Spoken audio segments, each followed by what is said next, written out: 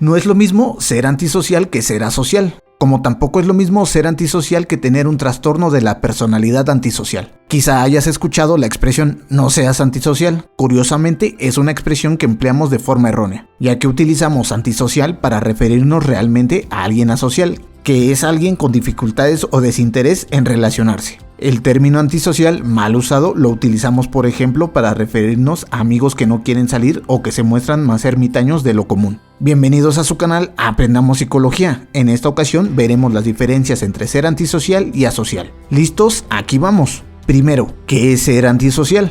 Cuando hablamos de alguien antisocial nos referimos a una persona que se dedica a saltarse las normas establecidas a nivel legal y social, que va en contra del orden establecido, es decir, alguien rebelde que aunque esté integrado en la sociedad muestra esta tendencia a alterar la paz social. Además, es frecuente que realice este tipo de conductas a través de la violencia. Debemos diferenciar aquí una persona antisocial o con tendencia a mostrar rasgos de personalidad antisocial de una persona con trastorno de personalidad antisocial. ¿Qué es trastorno de la personalidad antisocial? Hablamos de un trastorno tipificado en el Manual Diagnóstico y Estadístico de los Trastornos Mentales de DSM-5.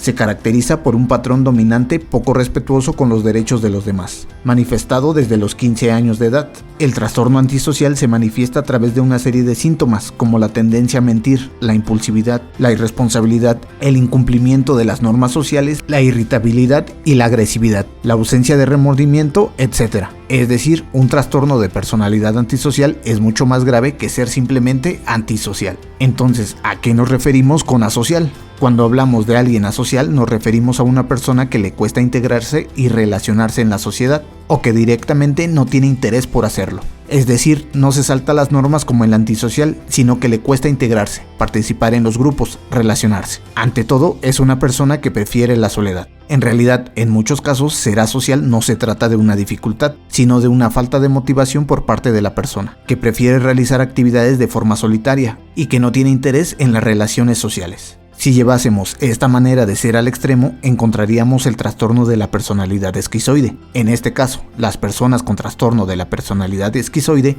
manifiestan un patrón dominante de desapego en las relaciones sociales, así como poca variedad de expresión en las emociones en contextos interpersonales. Es decir, en el trastorno esquizoide no hablamos únicamente de ser asocial en grado extremo, sino que se incluyen también otro tipo de síntomas como disfrutar con pocas o ninguna actividad, mostrar poco interés en tener experiencias sexuales, no desear ni disfrutar las relaciones íntimas, escoger casi siempre actividades solitarias, mostrarse indiferente a las alabanzas o a las críticas de los demás, etc. Diferencias evidentes. Como vemos, las diferencias entre ser asocial y antisocial son evidentes. Mientras que la persona social presenta una falta de motivación para participar en las interacciones sociales, así como una preferencia por las actividades solitarias, la persona antisocial actúa infringiendo las normas sociales, muchas veces de forma violenta. Para ilustrar estos dos conceptos, pensemos de manera gráfica y muy simplificada en el antisocial como el clásico delincuente o sinvergüenza, y en el asocial como el ermitaño que prefiere vivir en soledad.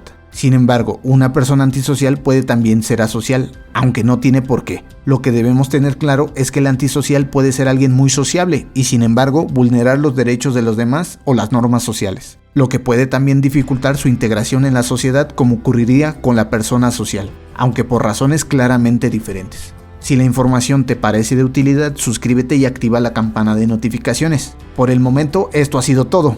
Atentos al siguiente video. Hasta la próxima.